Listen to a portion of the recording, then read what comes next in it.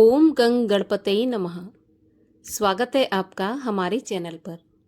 आज की इस वीडियो में हम आपको सुनाएंगे वैशाख मास के कृष्ण पक्ष की संकष्टी चतुर्थी व्रत की कथा और आरती। हमारे चैनल पर सभी प्रकार की व्रत कथाएं सुनाई जाती हैं, तो सभी प्रकार की व्रत कथाएं सुनने के लिए और हमसे जुड़े रहने के लिए आपको केवल हमारे चैनल को सब्सक्राइब करके बेल आइकन पर प्रेस करना है और आज की कथा अच्छी लगे तो एक लाइक करके शेयर करना है।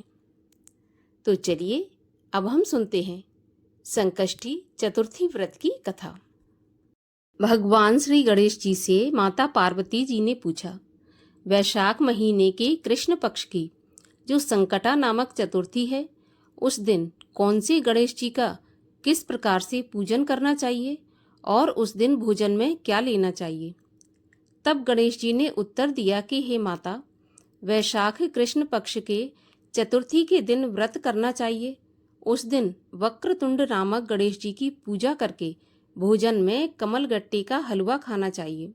हे माता, द्वापर युग में राजा युधिष्ठिर ने इस प्रश्न को पूछा था और उसके उत्तर में जो कुछ भगवान श्री कृष्ण ने कहा था, मैं उसी इतिहास का वर्णन करता हूँ, सो आप श्रद्धा पूर्वक सुनिए। श्री कृष्ण जी बोले, हे राजन, इस कल्याणदायी चतुर्थी का जिसने व्रत किया और उसे जो फल प्राप्त हुआ, मैं उसे ही कह रहा हूँ। प्राचीन समय में रंतिदेव नामक प्रतापी राजा हुए हैं। जिस तरह आग तृण समूहों को भस्म कर देती है, उसी तरह वे अपने शत्रुओं को नष्ट कर देते थे। उनकी मित्रता यम, कुबेर, इंद्र आदि देवों से भी थी। उन्हीं के राज्य में धर्मकेतु नाम का एक श्रेष्ठ ब्राह्मण रहता था।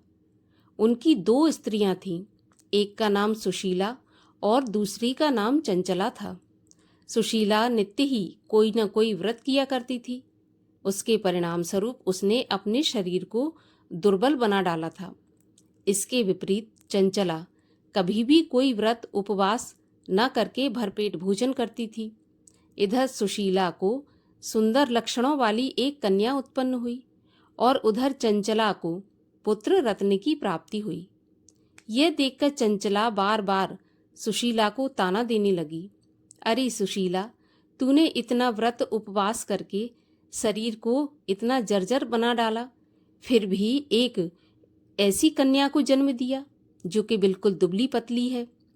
मुझे देख, मैं कभी भी व्रत आदि के चक्कर में नहीं पड़ती, फिर भी हष्टपुष्ट बनी हुई हूँ और वैसे ही सुंदर बालक को भी जन्म दिया है। सौत का व्यंग बाण सुशीला के हृदय में चुभने लगा। वह पतिव्रता विधिवत गणेश जी का पूजन व्रत करती रही, उपासना करने लगी।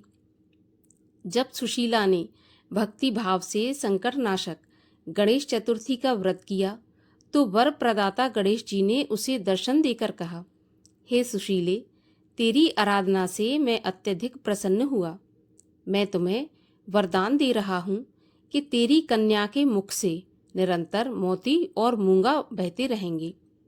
हे कल्याणी, इससे तुझे सदा प्रसन्नता रहेगी। हे सुशीले, तुझे एक वेद शास्त्र वेत्ता पुत्र भी प्राप्त होगा। इस प्रकार का वरदान देकर भगवान श्री गणेश जी अंतर्ध्यान हो गए। वरदान प्राप्ति के परिणाम स्वरूप उस कन्या के मुख से हमेशा मोती और मूंगा झड़ने लगे। कुछ दिनों के बाद सुशीला को एक पुत्र भी उत्पन्न हुआ। उसके बाद धर्मकेतु स्वर्गगामी हो गया। उसकी मृत्यु के बाद चंचला घर का सारा धन लेकर दूसरे घर में जाकर रहने लगी, लेकिन सुशीला पति के घर में ही रहकर पुत्र और पुत्री का पालन पोषण करने लगी। उस कन्या के मुंह से मोती मूंगा गिरने के परिणाम स्वरूप सुशीला के पास थोड़े समय में ही बहुत सारा धन इकट्ठा हो गया। इस कारण चंचला उससे ईर्ष्या करने लगी।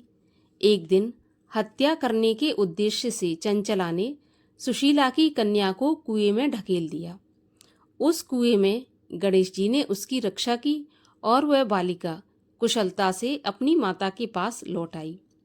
उस बालिका को जीवित देखकर चंचला का मन उद्विग्न हो उठा। वह सोचने लगी कि जिसकी रक्षा ईश्वर करता है उसे कौन मार सकता है। इधर सुशीला अपनी पुत्री को पुनः प्राप्त करके प्रसन्न हो गई।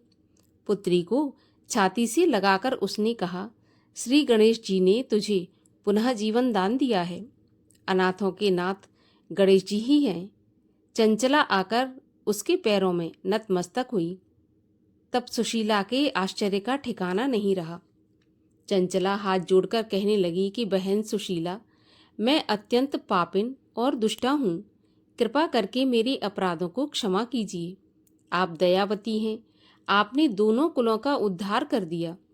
जिसका रक्षक देवता होता है उसका मानव क्या बिगाड़ सकता है। जो लोग संतों एवं सत्पुरुषों को दोष देखते हैं वे अपनी करनी से स्वयं नाश को प्राप्त होते हैं।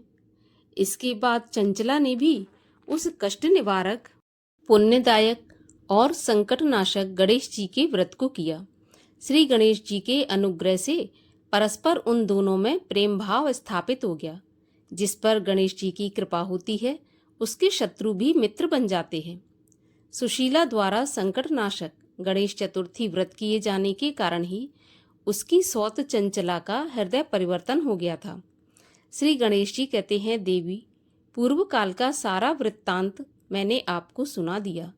इस लोक में इससे श्रेष्ठ विघ्न विनाशक कोई दूसरा व्रत नहीं है। श्री कृष्ण जी कहते हैं, हे धर्मराज, आप भी विधि पूर्वक गणेश जी का व्रत कीजिए। इसके करने से आपके शत्रुओं का नाश होगा और अष्ट सिद्धियां और नवनिधियां आपके सामने हाथ जोड़कर खड़ी रहेंगी। हे धर्मपरायण युधिष्ठिर, आप अपने भाइयों, धर्मपत्नी और माता के सहित इस व्रत को कीजिए। इससे थोड़े समय में ही आप अपने राज्य को प्राप्त कर लेंगी। इस प्रकार जो कथा भगवान श्री कृष्ण ने युधिष्ठिर जी को सुनाई, भगवान श्री गणेश जी ने अपनी माता पार्वती को सुनाई, वही कथा आज मैंने आपको सुनाई है। अच्छी लगी हो तो एक लाइक अवश्य कर दीजिए, चैनल को भी सब्सक्राइब कर लीजिए।